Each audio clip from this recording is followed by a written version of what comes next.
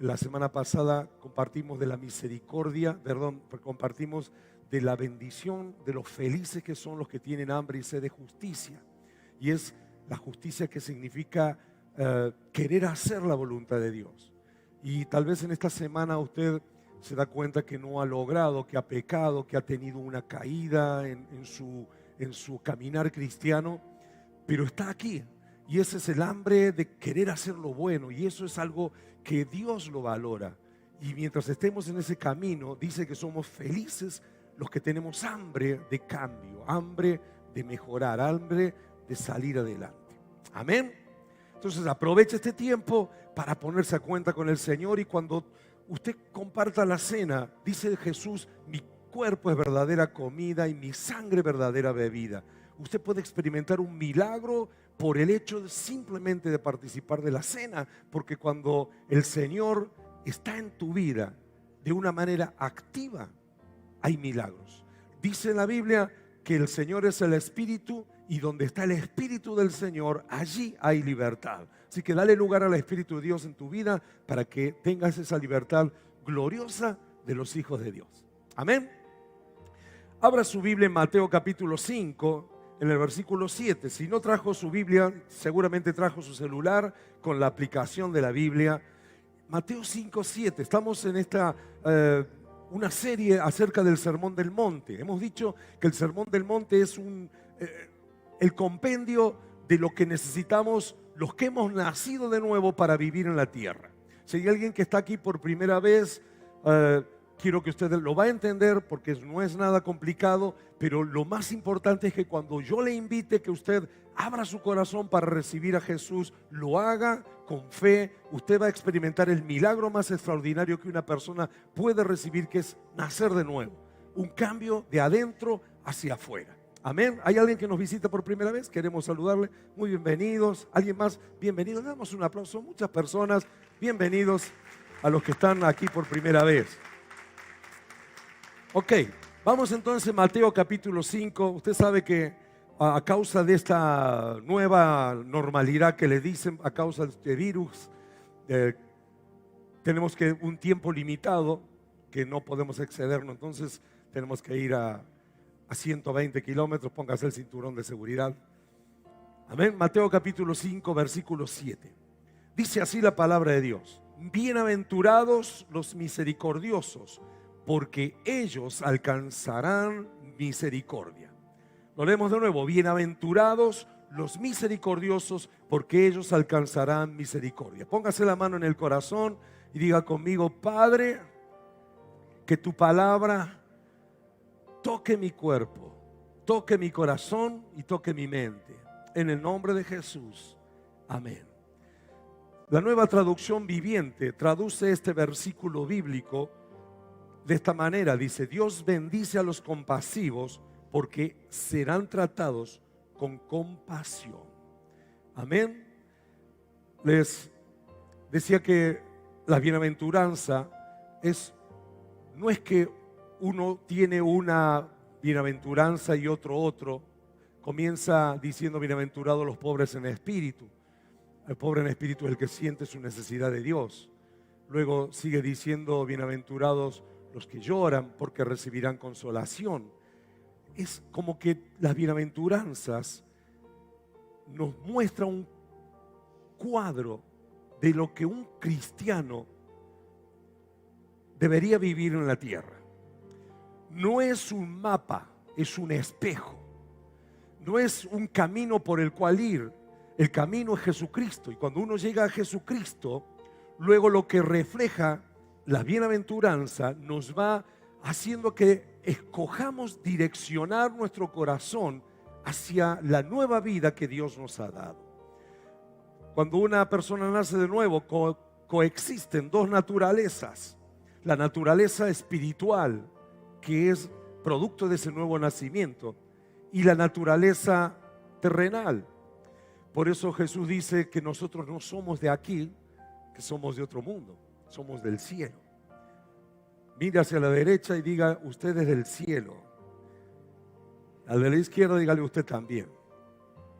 Entonces, cuando habla de bienaventurados los misericordiosos, felices los que practican la misericordia. La misericordia. Yo me fijé en el diccionario, misericordia es inclinación a sentir compasión por los que sufren y ofrecerles ayuda. Es la inclinación a sentir compasión por los que sufren y ofrecerles ayuda. Y otra acepción dice es la cualidad de Dios en cuanto a ser perfecto, por la cual perdona los pecados de las personas. Entonces tenemos dos acepciones, el hacer el bien y el perdonar los pecados que se le atribuye a Dios. Ahora escuchen, Efesios capítulo 5, versículo 1, dice que nosotros debemos imitar a Dios como hijos amados. Entonces, si cuando yo acepto a Jesús, Él me da una nueva vida, un nuevo nacimiento, esa naturaleza divina que Él pone dentro de mí, tiende a imitar a Dios. Es decir, es muy normal o se espera de que un cristiano sea una persona que manifieste la misericordia. Dios se muestra como un Dios misericordioso. Si no fuera así, si Él no tuviera misericordia, ninguno de nosotros seríamos salvos, ni seríamos sus hijos, ni seríamos perdonados. Porque después de que yo acepté a Jesús, también cometí pecados. Sin embargo, cada vez que yo tengo la actitud de pedirle perdón a Dios, Él en su misericordia me perdona. Eso es la misericordia. El Salmo 89, 14, no sé si lo van a poder poner allí, dice: justicia y juicio son el cimiento de tu trono, de tu gobierno, de tu dominio. Justicia y juicio. Justicia y juicio. Sin embargo, dice: misericordia y verdad van delante de tu rostro. Si Dios tiene tal misericordia que aunque Él es bien justo, Él no puede pasar por alto y declarar justa a una persona que es injusta. Sin embargo, su misericordia paga el precio por nosotros. ¿Qué es eso? Jesús vino a morir en mi lugar. Eso es misericordia. El juicio cayó sobre Él. Es decir, Dios no pasa por alto el juicio. Alguien pagó el precio de mi pecado. Por eso es que cuando uno entiende esto, dice: yo no puedo seguir viviendo la misma vida de pecado porque alguien pagó un precio muy alto. A mí no me va a costar nada, pero a Jesús le costó todo. Entonces, Dios es justo, pero también es grande en misericordia. Grande, grande. Cada vez que yo pido perdón, a veces nosotros no nos perdonamos a nosotros mismos, pero Dios sí me perdona. No hay forma de que Él no me perdona porque Él es grande en misericordia. Amén. Dice otra traducción, en vez de misericordia, dice amor inagotable. Es decir, no se acaba nunca el amor de Dios por usted y por mí. No se acaba nunca. Él siempre tiene misericordia. En Efesios capítulo 2, versos 4 y 5 dice: pero Dios, que es rico en misericordia, por su gran amor con que nos amó, aun estando nosotros muertos en pecado, nos dio vida justamente con Cristo. Eso es misericordia. Éramos enemigos de Dios y Dios aún así nos dio vida junto con Cristo. Ahora quiero compartir brevemente 3 manifestaciones prácticas de la misericordia. 3 manifestaciones prácticas que nosotros deberíamos manifestar. La primera, tenemos una parábola que Jesús explica en Mateo 18, en el capítulo 23 al 35, conocida como los 2 deudores. Se la voy a leer rápidamente. Dice: por lo cual, en el verso 23, Mateo 18, del 23 al 35, por lo cual el reino de los cielos es semejante a un rey que quiso hacer cuentas con sus siervos. Presta atención. Y comenzando a hacer cuentas, le fue presentado uno que le debía 10,000 talentos. Es como decirle 10 millones de dólares. A este, como no pudo pagar, ordenó su señor venderle y a su mujer e hijo y todo lo que tenía para que pagase la deuda. Para que se le pagase la deuda. Entonces aquel siervo, postrado, le suplicaba diciendo: Señor, ten paciencia conmigo, yo te lo pagaré todo. Verso 27, y el señor de aquel siervo, movido a misericordia, le soltó y le perdonó la deuda. Pero saliendo aquel siervo, halló a uno de sus consiervos que le debía 100 denarios, y haciendo de él, le ahogaba diciendo: págame lo que me debes. Entonces su consiervo, postrándose a sus pies, le rogaba diciendo: ten paciencia conmigo y yo te lo pagaré todo. Mas él no quiso, sino que fue y le echó en la cárcel hasta que pagase la deuda. Viendo sus consiervos lo que pasaba, se entristecieron mucho y fueron y refirieron a su señor todo lo que había pasado. Entonces, llamándole su señor, le dijo: siervo malvado, toda aquella deuda te perdoné porque me rogaste. ¿No debías tú también tener misericordia de tu consiervo, como yo tuve misericordia de ti? Entonces su señor, enojado, le entregó los verdugos hasta que pagase todos los que le debía. Así también mi Padre Celestial hará con vosotros, si no perdonáis de todo corazón cada uno a su hermano su ofensa. Vemos que la misericordia es lo que nos lleva a perdonar a otra persona que nos ha dañado o que nos debe algo. En otras palabras, el perdón es una manifestación de una persona que practica la misericordia. Muchas veces yo me encuentro con personas que dicen: no puedo perdonar. Bueno, ese es el viejo hombre, esa es la persona que busca venganza, ese es el ser natural. Pero cuando uno le da lugar a la naturaleza espiritual, la misericordia nos lleva a perdonar, aunque es injusto perdonar. Justamente misericordia es pasar por alto la ofensa, es perdonar lo que no hay que perdonar. Eso es misericordia. Si usted guarda rencor en su corazón, lo que tiene que hacer es darle lugar a la naturaleza misericordiosa de Dios que está en usted. No piense en el daño que le han hecho. Piense todo lo que Dios le ha perdonado a usted. Piense que la misericordia que Dios ha tenido con su vida, porque esa es la base para que nosotros podamos extender al perdón aún a lo que es imperdonable. Testimonio de un gran hombre de Dios que ahora está con el Señor, un predicador extraordinario, se llamaba Gigi Ávila.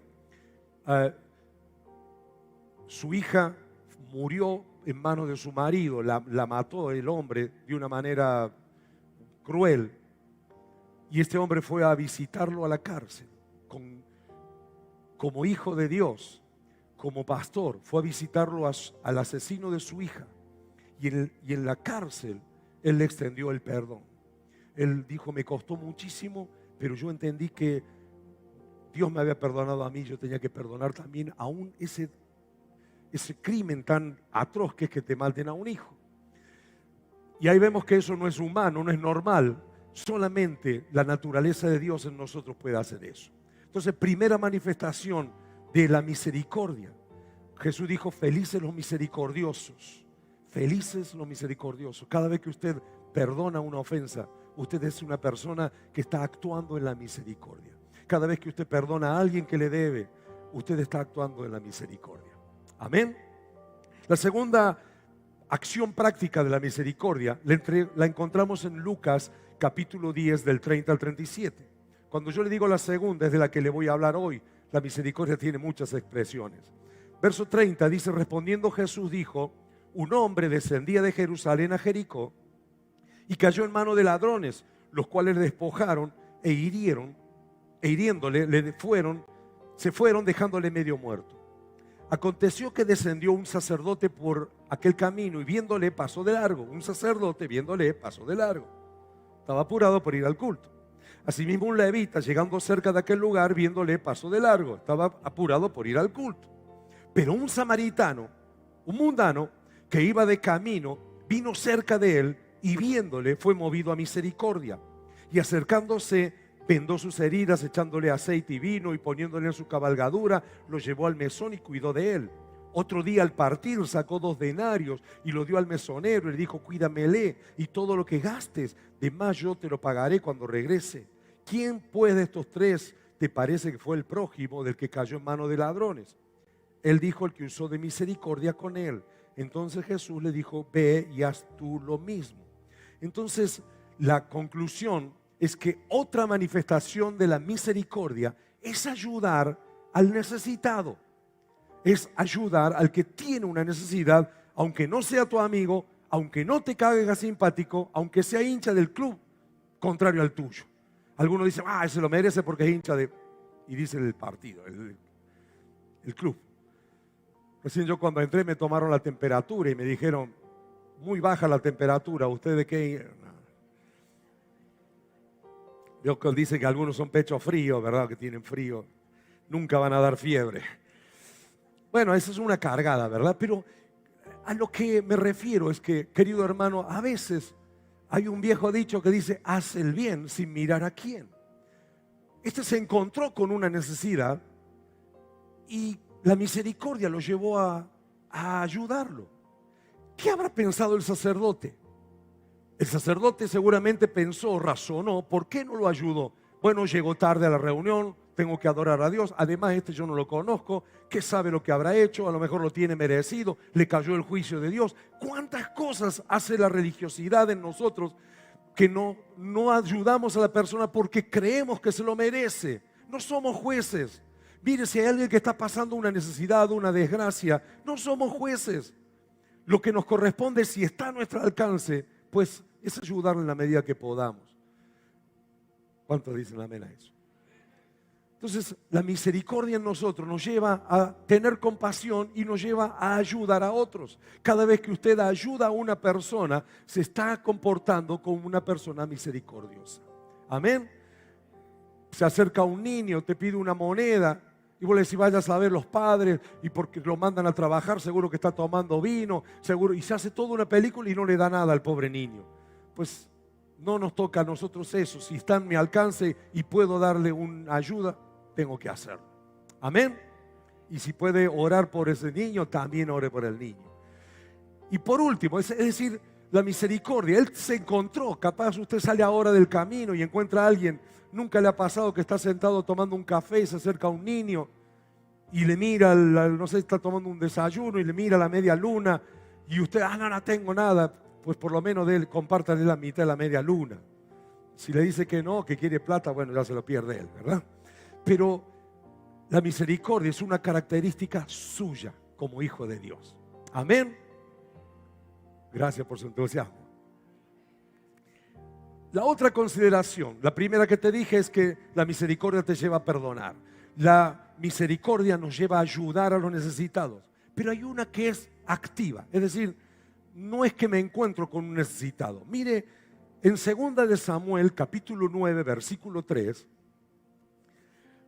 el rey le dijo, no ha quedado nadie en la casa de Saúl a quien haga yo misericordia de Dios. Y Siba respondió al rey, aún ha quedado un hijo de Jonatán lisiado de los pies. Pero fíjese, quiero que lea, David era el rey. Y él en un momento se levanta y dice, a mí Saúl, que era el rey anterior, me perseguía. Dios lo quitó del medio y ahora yo soy el rey. Sin embargo, él en un momento dice, yo tengo que mostrarle la misericordia de Dios a los descendientes de Saúl. Misericordia de Dios, que es la misma que nosotros hemos recibido y es la misma que él ha recibido. Es decir, voy a buscar a alguien para hacerle el bien, para mostrarle que Dios le ama, para mostrarle que Dios no se ha olvidado. Escuche, bienaventurados los misericordiosos, aquellas personas que se levantan un día y dicen, yo necesito encontrar a alguien a quien mostrarle el amor de Dios.